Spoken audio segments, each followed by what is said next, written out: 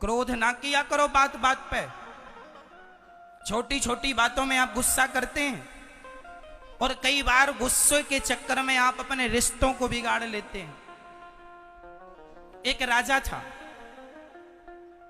राजा था, उस राजा के दरबार में एक बहुत बड़ा जौहरी आया। ध्यान से सुनना मेरी मां।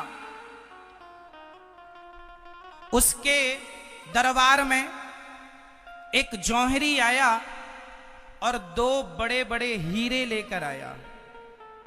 2 हीरे बिल्कुल एक से एक वजन, एक कटिंग, एक सी चमक लेकर के आया। जौहरी ने दोनों हीरों को रखा और राजा से कहा कि यदि आपका जौहरी इन दोनों हीरों में से असली हीरे को पहचान लेगा, क्योंकि ये दोनों में से एक असली है और एक नकली है, जो असली हीरे को पहचान लेगा मैं ये पूरा असली हीरा आपको गिफ्ट कर दूंगा, और यदि नहीं पहचान सका तो हीरे जितना कीमती है उतना धन आपको मुझे देना पड़ेगा। राजा को शर्त मंजूर हो गई कि भाई जौहरी के लिए हीरे को पहचानना कोई बड़ी बात। राजा ने तय किया। सर्दियों का मौसम था, सभा धूप में लगी थी। धूप में दोनों हीरों को रखा गया।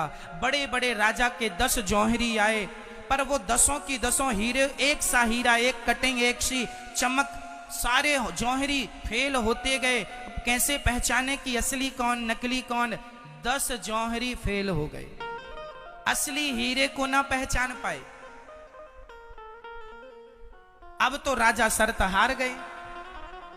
राजा को बड़ा बुरा लगा कि राम राम मेरे 10 जौहरी फेल हो गए। तभी पीछे से एक अंधा आदमी आया। अंधा बोला, राजा साहब हमें एक मौका दो, हम असली हीरा पहचान सकते हैं। राजा बोले, क्यों हंसी उड़वाता है?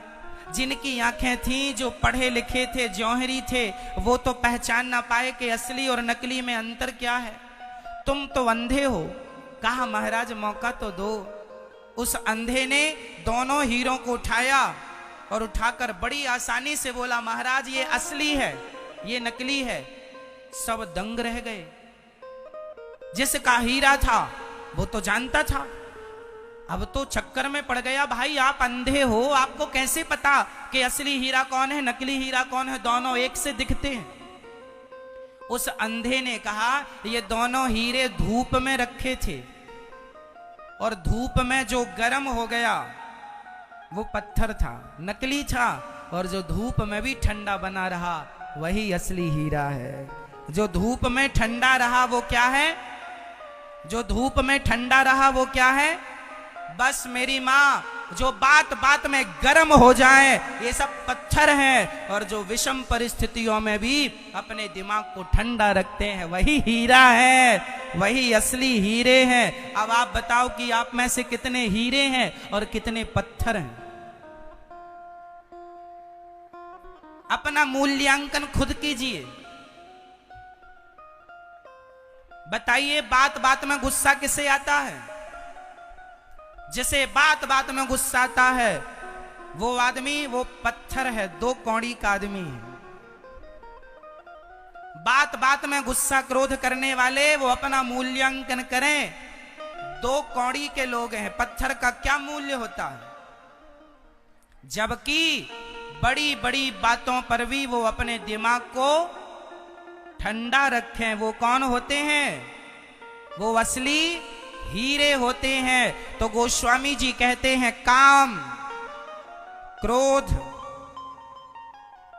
काम क्रोध, ये दोनों कहां ले जाने वाले रास्ते हैं? जोर से, जोर से।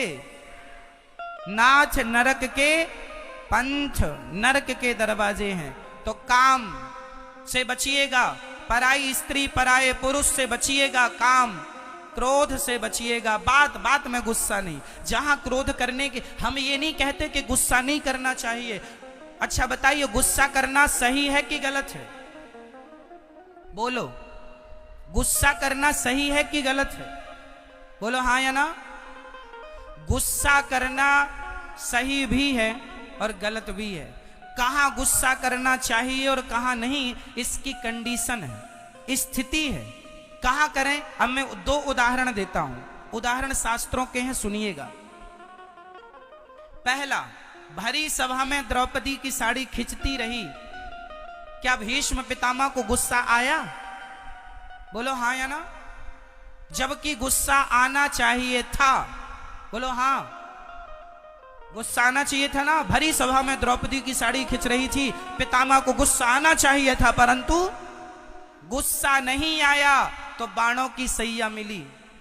और दूसरा, जटायु, जब रावण सीता मां का हरण किया, जटायु दौड़ पड़ा, रे रे दुष्ट ठान के न होई, खड़ा हो जा, आज मेरी बेटी को हाथ लगाया तेरे हाथ काट दूंगा। जटायु पक्षी था, भिड़ गया।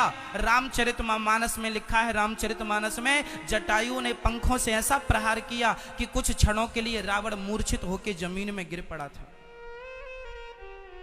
फिर होश आया रावण को, तो रावण ने पंख काट दिए कृपाण से, जटायु के पंख, जटायु नीचे गिर गए। जटायु से किसी ने कहा, क्यों, क्या तुम्हें पता नहीं था कि रावण से पंगा लोगे तो परिणाम यही होगा? जटायु ने कहा, खूब जानता था कि जटायु जानता था कि रावण से पंगा लूंगा तो परिणाम यही होगा, तो क्यों चले गए मरने?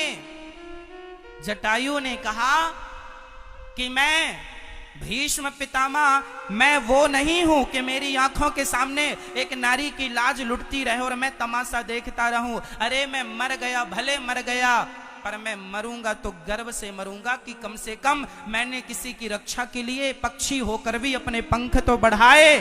हाथ पर हाथ रख के बैठकर तमाशा देखने से अच्छा है धर्म के लिए मर जाओ, धर्म के लिए मर जाओ। जटायु ने कहा, तुम कैसे जाओगे राम के पास? जटायु ने कहा, जब तक पंख थे तो जिम्मेदारी मेरी थी राम के पास जाने की, अब तो पंख नहीं है, अब जिम्मेदारी राम की है मेरे पास आने की। और राम जी ने वो जिम्मेदारी निभाई। जटायु राम के पास नहीं गए, बल्कि राम स्वयं क्यों गए? क्योंकि जटायु ने गुस्सा किया था, क्रोध किया था। क्रोध करने से भी भगवान मिल जाएंगे, परंतु क्रोध सही जगह पर होना चाहिए। बोलो हाँ या ना। क्रोध करने से भगवान मिल जाएंगे। किसे मिले? कोई आपसे सवाल करे कि क्रोध करने से भी भगवान मिलते हैं? हाँ, जटायु को मिले हैं, परंतु क्रोध सही जगह पर, धर्म की रक्षा के लिए क्रोध हो, समाज की रक्षा के लिए क्रोध हो, तो क्रोध करने से भगवान, और क्रोध ना करने से बाणों की सैया मिली है पितामह भीष्म को। तो बताइए, क्रोध करना सही है कि गलत? सही स्थान पर, सही जगह पर करना सही है, और गलत जगह पर करना गलत। आप अपनी मां पर, अपने पिता पर, अपनी पत्नी पर, अपने बच्चों पर गुस्सा करेंगे, ये सारा गुस्सा गलत है। यदि जरूरत है तो उचित गुस्सा कीजिए, बात बात पे नहीं कि गुस्सा नाक पे रखा रहे। इसलिए हीरा बनिए, पत्थर नहीं। क्या बनना है? जोर से, हीरा पत्थर नहीं।